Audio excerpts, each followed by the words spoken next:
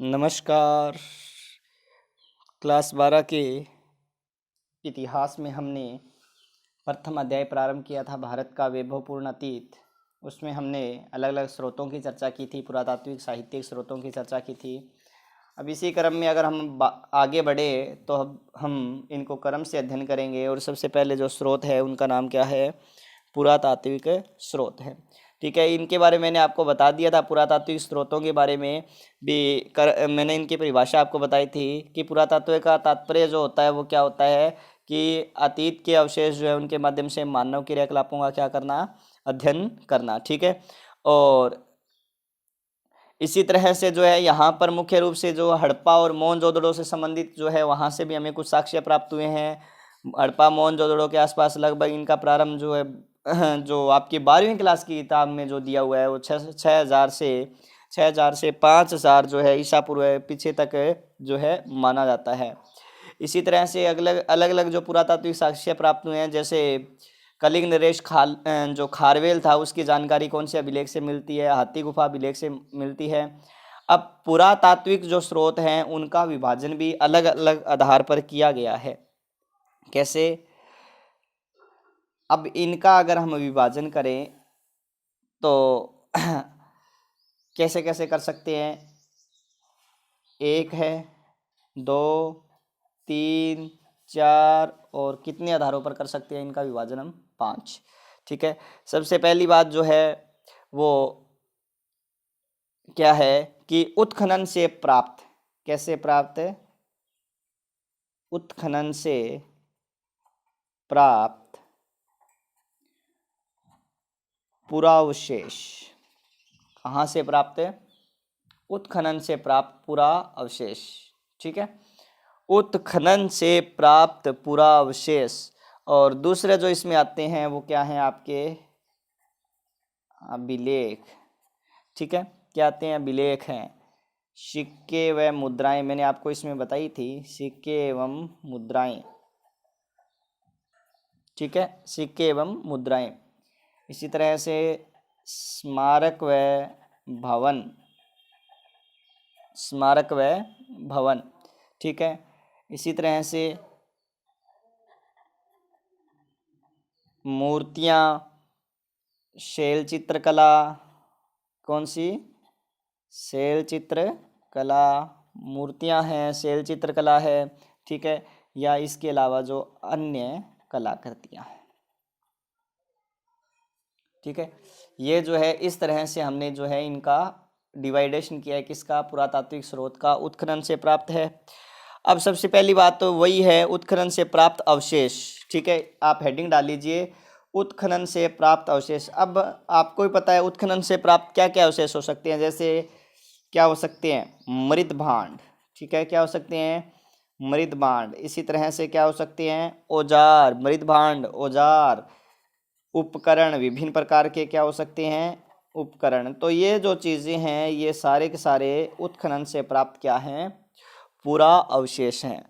ठीक है, अब इनमें जो है मृत भांड क्या होती है? मृत भांड जानते हो, मिट्टी से बने हुए क्या हैं? बर्तन हैं।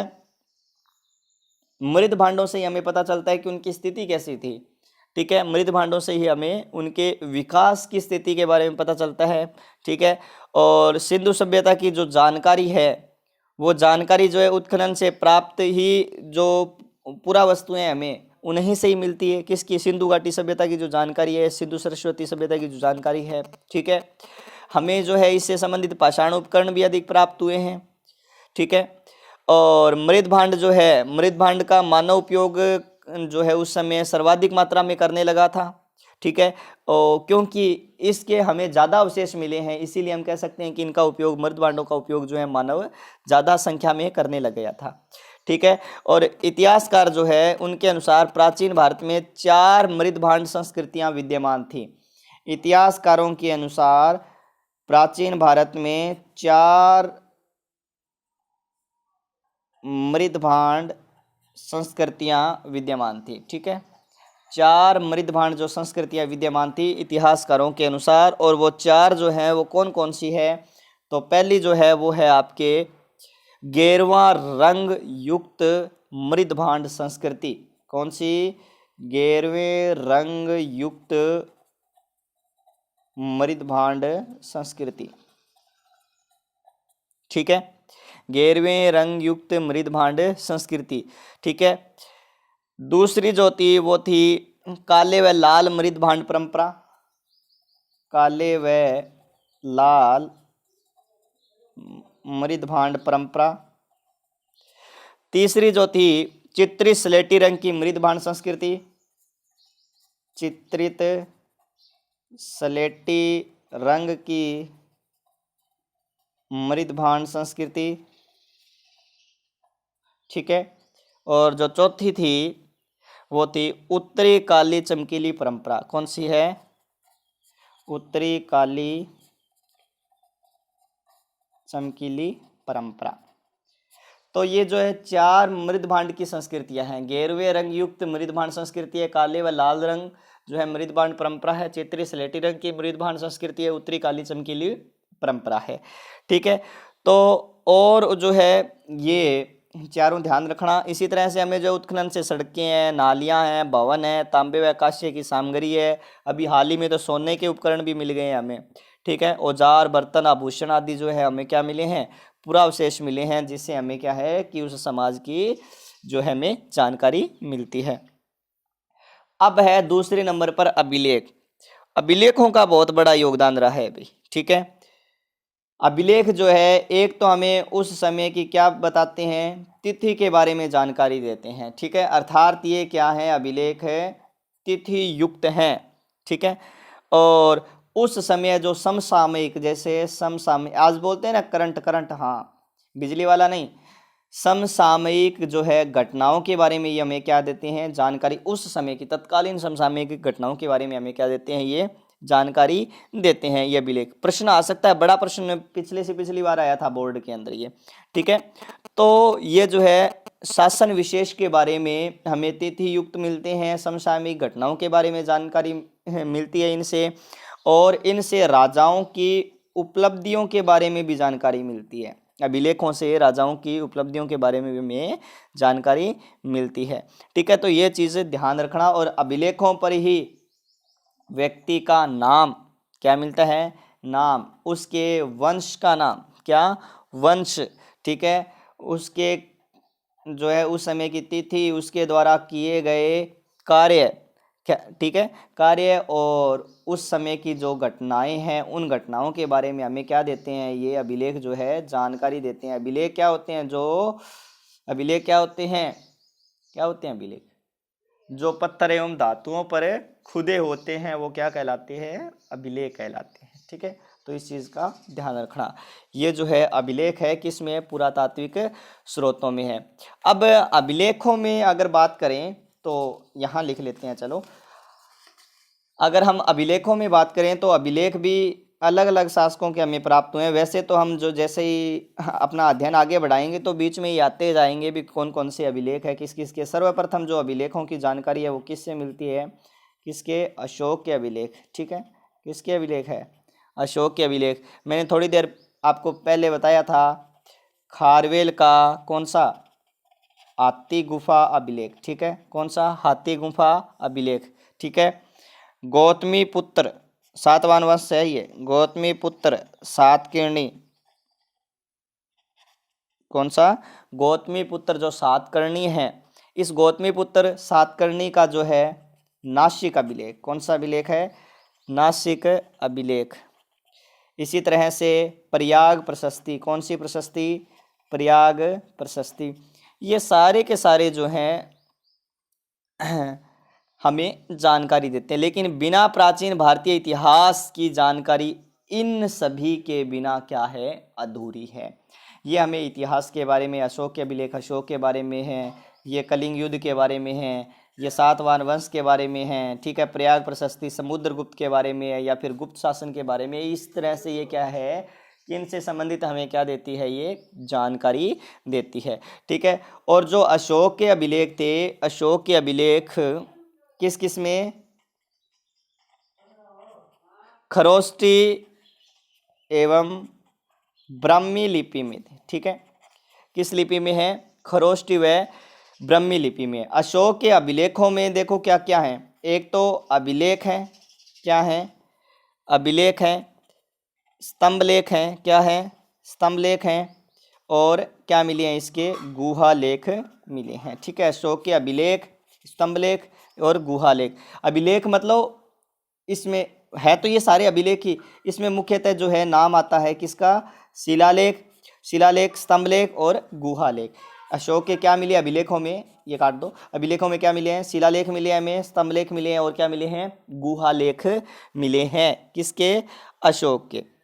तो स्तंभ लेखों में भी छोटे बड़े सारे ही हैं, और ये जो है अशोक के जो ये अभिलेख वगैरह मिले हैं, ठीक है, ये कला की दृष्टि से, किसे, कला के ये क्या माने जाते हैं, उत्कृष्ट उदाहरण माने जाते हैं। ठीक है, कला के क्या माने जाते हैं, ये उत्कृष्ट उदाहरण माने जाते हैं। ठीक है, इसी तरह से इन अशोक के जो शिलालेख है, इनके अलावा ये जो हमने पढ़े ना अशोक के जो अभिलेख है, शिलालेख है, स्तंभ लेख के बारे में मैंने आपको बताया, इनके अलावा जो है, इनके अलावा भी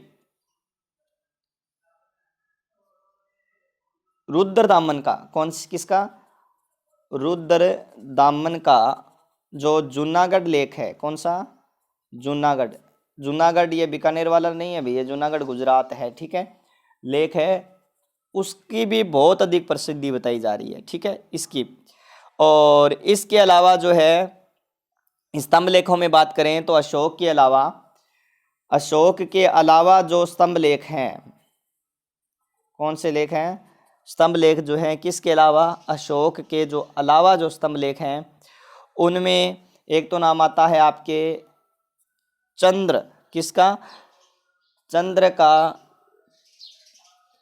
महरौली स्तंभ लेख।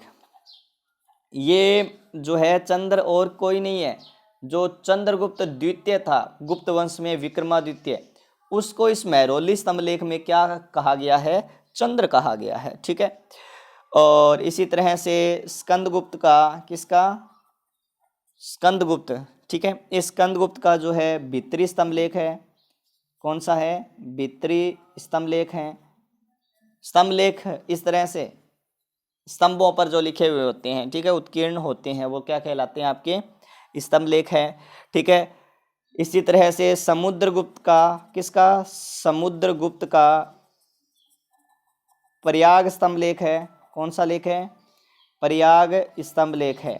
ठीक है, किसका, समुद्रगुप्त का जो है प्रयाग स्तंभ लेख है। ये भी हमें क्या है कि इतिहास के बारे में जानकारी देते हैं। अब स्तंभ लेखों के बाद में अगर हम बात करें ताम्बर लेख, ताम्बर मतलब धातु पर जो उत्कीर्ण है, ताम्बर लेख, इसमें जो है सबसे महत्वपूर्ण जो है वो किसका है, प्रभावती गुप्त का है। किसका है, प्रभावती गुप्त का कैसा लेख है, ताम्र लेख है। ठीक है, गुहा लेखों में, किन में, गुहा लेखों में अगर हम अलग अलग की चर्चा करें तो गुहा लेखों में अशोक के जो है, गुहा लेखों मतलब जो गुफाओं में है। ठीक है, अशोक ने जो किस बराबर की जो गुफाओं का निर्माण करवाया था बिहार के आसपास, ठीक है, तो वहाँ पर गुहा लेख है, बराबर के जो गुहा लेख हैं वो किसके हैं, अशोक के हैं। दशरथ, अशोक का पुत्र दशरथ के जो नागार्जुनी गुहा लेख है, किसके, दशरथ के नागार्जुनी गुहा लेख है। इसी तरह से जो है सातवाहनों के नासिक है और नाना घाट गुहा लेख है। नासिक और दूसरा कौन सा है, नाना घाट गुहा लेख है। ये सारे के सारे क्या हैं कि उल्लेखनीय हैं।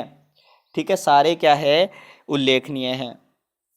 और इसके अलावा जो है ये सारे अभिलेख ही है, बस ये घटनाओं के बारे में, उनके जो है प्रमुख तिथियों के बारे में जानकारी देते हैं, उनके आर्थिक सामाजिक जीवन के बारे में हमें ये क्या देते हैं, जानकारी देते हैं। ठीक है, और तीसरा जो हमारा बिंदु रहेगा वो कौन सा रहेगा, सिक्के एवं मुद्राएं और इन सिक्के एवं मुद्राओं की चर्चा हम करेंगे अपनी अगली क्लास में।